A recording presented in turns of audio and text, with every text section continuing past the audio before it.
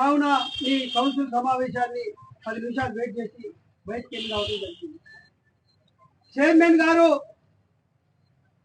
మొదటి నుంచి కూడా గత 15 సంవత్సరాలుగా ఫస్ట్ 5 సంవత్సరాలు రోషయ్య గారి పీరియడ్లో ఈయనే చైర్మన్ అని చెప్పుకుంటూ, తర్వాత 10 సంవత్సరాలు ఒక 5 సంవత్సరాలు అతడి భార్య, ఇప్పుడు 5 సంవత్సరాలు చైర్మన్ గారు పాలన సాగిస్తా ఉన్నారు.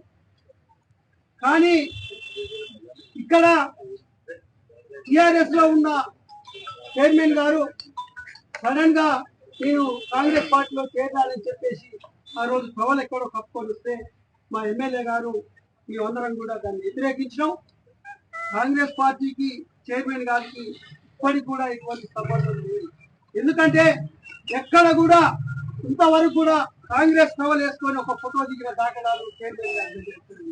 మొన్న మీరు గమనించే ఉంటారు, దసరా దీపావళికి పెట్టిన ఫ్లెక్సీలలో కూడా సాధారణ ఫోటోలే పెట్టుకుంటు కానీ ఎక్కడ కూడా కాంగ్రెస్ ఫోటోలు పెట్టుకోలేదు. ఈరోజు పట్టణ ప్రజలని కాంగ్రెస్ వాదులందరినీ కూడా ఒక బెదిరింపు ధోరణితోటి భయభ్రాంతులు చేయాలని చెప్పేసి ఈరోజు చైర్మన్ గారు చూస్తా ఉన్నారు.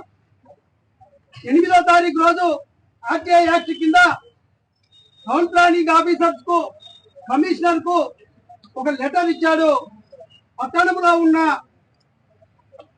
అధికార అనధికార బిల్డింగ్లకు అనుమతులు లేని వాటి గురించి నాకు వివరణ ఇవ్వాల్సిందిగా.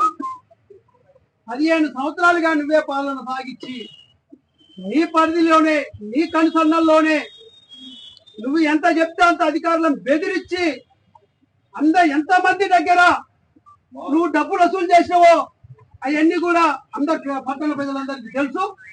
మీరే చేసి ఈ రోజు కాంగ్రెస్ పార్టీలో చేరినా అని చెప్పేసి ఇందిరాగాంధీ స్టాచ్యూ కూడా నువ్వు దండేసి ఈరోజు కాంగ్రెస్ పార్టీని బదలా చేయాలని చూస్తా ఉన్నావు. నువ్వు పార్టీ మారే ఉద్దేశంతో ఇలాంటివి చేయాలని చూస్తా ఉన్నావు అని చెప్పేసి మా ఎమ్మెల్యే గారు, మా కౌన్సిలర్లు అందరం కూడా మీ కాంగ్రెస్ పార్టీ కొరకు 6 నిమిషాలు కృషి చేస్తూ ఈ రోజు పట్టణాభివృద్ధి కొరకు మా ఎమ్మెల్యే గారు ఎంతో కృషి చేస్తా ఉన్నారు. మీరు ఈ రోజు ఎమ్మెల్యే గారిని బదనాం చేసేందుకే ఈ రోజు ఈ లెటర్ పూర్వకంగా ఇస్తా ఉన్నావు. పట్టణ ప్రజలందరూ గమనిస్తా ఉన్నారు. గత 15 సంవత్సరాలుగా ఏ అనుమతి చిన్న మిర్యాలగూడ మున్సిపాలిటీలో ఒక విచిత్రాలు జరుగుతున్నాయి. అంటే పరిపాలన చేసే వాళ్ళే, అంటే ఆయనకి ఏం తెలియదు, ఆయనే అందరికి అధికారులకు నోటీసులు ఇచ్చి, అంటే ఒక చైర్మన్ గా పరిపాలన చేస్తున్నటువంటి వ్యక్తికి 1 సంవత్సరం కాదు, 2 సంవత్సరాలు కాదు, దాదాపు 10 సంవత్సరాలు వారి భార్య అయిపోయింది. వాళ్ళు ఇక్కడ మిర్యాలగూడ మున్సిపాలిటీని పరిపాలించడం జరిగింది. అంటే ఏ విషయాలు మీకు తెలియకుండానే పర్మిషన్లు ఇచ్చిర్రు, ఏ విషయం తెలియకుండానే మీరంతా ముందుకు సాగిరా? అంటే నువ్వు ఈ రోజు ఇచ్చిన ఆర్టీఏ నోటీస్ ఏదైతే ఉందో, అంటే అధికారులను బెదిరిస్తున్నారా, లేకపోతే ప్రజల్ని బెదిరిస్తున్నారా? ఏ ఉద్దేశంతో బెదిరిస్తున్నారు? మీరు కాంగ్రెస్ పార్టీ నుంచి గతంలో ఎన్నికైన తర్వాత టిఆర్ఎస్ పార్టీలో చేరిరు. ఒక 5 సంవత్సరాలు టిఆర్ఎస్ పార్టీలో చేరి ఈ 10 సంవత్సరాలు మీరు మీ పార్టీలో ఎన్ని అనుభవించాలో అన్ని అనుభవించారు. అదేవిధంగా ప్రజల్లో కానీ ఎంత పీడించాలనో కూడా అంత పీడించారు. మరి ఇటువంటి సంఘటనలన్నీ జరిగినాయి, అందరు కూడా చూస్తూనే ఎవరు, ప్రజలు గమనిస్తూనే ఎవరు. మళ్ళా కాంగ్రెస్ ప్రభుత్వం రాగానే కాంగ్రెస్ జెండాను అడ్డం పెట్టుకొని మరి ఉన్న ఆస్తులు దాన్ని కాపాడుకోవడానికో, లేకపోతే ఇంకా దోచుకునే చాలక ఇక ముందు కూడా దోచుకోవడం అనేది కంటిన్యూషన్ చేయాలి. అంటే ఏ పార్టీ అధికారంలోకి వస్తే ఆ పార్టీలోకి పోయి సంపాదించుకునే పద్ధతి మారాలి. ఫస్ట్ ఏ వ్యక్తి అయినా సరే కనీసం కొద్దిగా మానవత్వం విలువలు అనేది కాంగ్రెస్ పార్టీలో ఉన్నాయి. కాబట్టి మేమందరం కూడా ఇప్పటికి కూడా ఆలోచన చేసి చెప్తున్నాం, మిమ్మల్ని గుర్తించకున్నా కానీ మీరు ఈ విధంగా ముందుకు పోయి మేము కాంగ్రెస్ పార్టీ అనే ముసుగులో నువ్వు చేసినటువంటి తప్పుల్ని కూడా ఏదో కాంగ్రెస్ పార్టీకి రుద్దాలని చూస్తే మాత్రం అది కరెక్ట్ కాదు. ఖచ్చితంగా కాంగ్రెస్ పార్టీ నికాసైన కాంగ్రెస్ పార్టీ ఖచ్చితంగా అన్న బిఎల్ఆర్ అన్న గారు, అదేవిధంగా మా ఎంపీ గారు, అదేవిధంగా మా డిసిసి అధ్యక్షుల నాయకత్వంలో కాంగ్రెస్ పార్టీ ముందుకు పోతుంది. ఖచ్చితంగా ఎవరు భయపడాల్సిన అవసరం లేదు. మున్సిపల్ కాంప్లెక్స్ అది ఏదైతే ఉందో కొంతమంది డబ్బు కూడా లొంగి వ్యవహారం చేస్తున్నారని కూడా తెలిసింది. ఇవన్నీ కూడా ప్రజలు గమనిస్తూనే ఉన్నారు. నువ్వు ఏ ఉద్దేశంతో కాంగ్రెస్ పార్టీలోకి వచ్చినావు, ఇలా కాంగ్రెస్ పార్టీ అధికారంలో రాకపోతే ఖచ్చితంగా నువ్వు మళ్ళీ పార్టీ మారేవాడివా? ఒక్కసారి ఆత్మ విమర్శ చేసుకోండి. డబ్బు సంపాదనే ముఖ్యం కాదు, కొన్ని మానవత్వ విలువలు కనీసం ఖచ్చితంగా ఉండాలి, ప్రజలకు సేవ చేయాలనే భావన ఉండాలనే ఉద్దేశంతో ఈ రోజు మా కౌన్సిలర్లు కూడా అందరూ కూడా మీటింగ్ ని బహిష్కరించి అందరం కూడా ఒక మూకుమ్మడిగా ఖచ్చితంగా ఏదైతే ఉందో ప్రజలకు కానీ ఇటు అధికారులు కానీ ఎలాంటి భయపడొద్దు.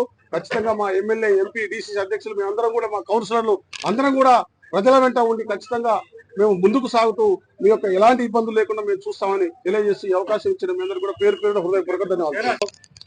పెట్టాలనుకున్న సమావేశంలో ప్రధాన ఎజెండాగా మున్సిపల్ కాంప్లెక్స్ యొక్క షాపులకు టెండర్ అనే ప్రక్రియను వాళ్ళు తీసుకోవడం జరిగింది. గతంలో 2018లోనే ఈ టెండర్ ప్రక్రియను పిలవటం జరిగింది. అప్పుడు 37 షాపులకు ఆ షాపులో ఉన్నటువంటి సబ్లీజుదారులే ఆ షాపులను పాడుకోవడం జరిగింది. ప్రతి ఒక్కరు కూడా 25,000 రూపాయల డీడీని ఆ షాప్ కు వాళ్ళు కట్టడం జరిగింది. ఆ డీడీలను మున్సిపల్ కార్యాలయంలోనే ఉంచుకొని ఇప్పటి వరకు కూడా వాళ్ళకి ఆ షాపులను అప్పగించడం చేయకుండా ఇప్పుడు కొత్తగా 66 షాపులకు మళ్ళీ వేలం వేయాలని చెప్పి తెర మీద తీసుకురావడం జరిగింది. ఇక్కడ ఉన్నటువంటి చైర్మన్ గారు వారి సొంత ఖజానా నింపుకోవాలి అనుకునే ప్రతిసారి కూడా ఈ మున్సిపల్ కాంప్లెక్స్ లో ఉన్నటువంటి షాపులకు టెండర్ల ప్రక్రియను తెర మీదకి తీసుకొచ్చి అప్పుడు ఈ టెండర్లు అని చెప్పి కొంత హడావిడి చేసి ఈ షాపులో అందరి దగ్గర కొంత అమౌంట్ వసూలు చేసుకొని వాళ్ళ ఖజానాలో వేసుకోవడం జరుగుతుంది. కొన్ని రోజులుగా మరి ఒక రగడ జరుగుతా ఉంది. అక్రమ కట్టడాలపై మరి నోటీసులు ఇవ్వడం జరిగింది మున్సిపల్ అధికారులు. మరి మేము గెలిచి ఇప్పుడు 5 సంవత్సరాలు కావస్తుంది. ఈ 5 సంవత్సరాల కాలంలో నేను ఎన్నో సార్లు కౌన్సిల్ మీటింగ్ లో చాలా గట్టిగా మాట్లాడటం జరిగింది. అక్రమ కట్టడాలు జరుగుతున్నాయి సార్, దీని మీద మీరు చర్యలు తీసుకోవాలి.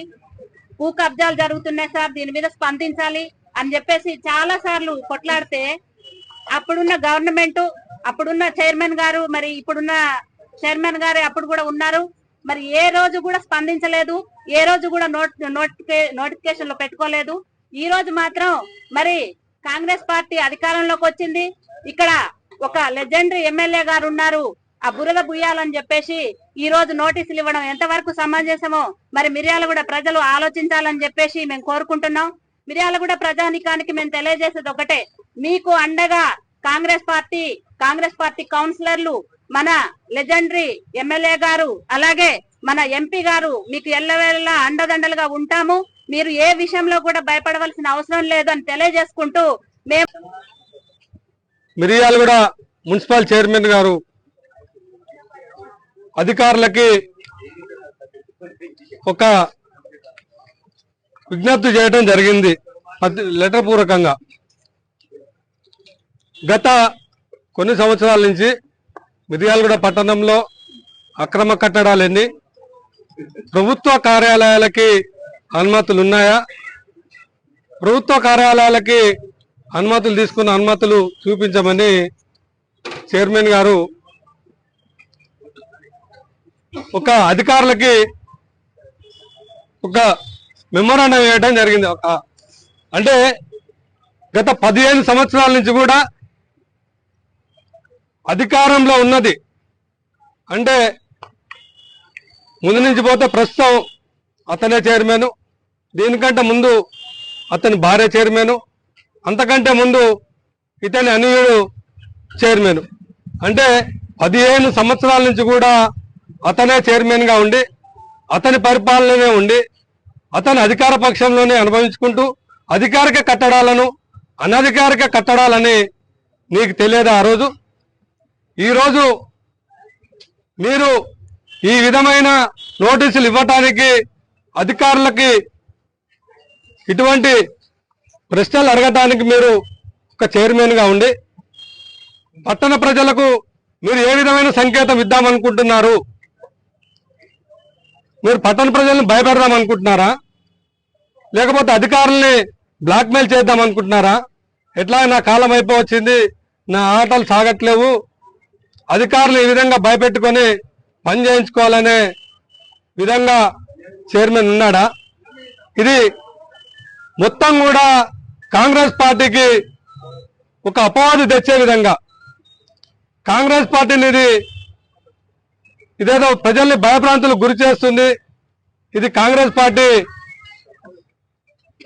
ఇది చెడ్డ పేరు చెప్పే విధంగా ఆయన అధికారులు అయితేనేది ఇటువంటి కార్యక్రమాలకి ఆయన చేపట్టడం మేము పూర్తిగా ఖండిస్తా ఉన్నాం.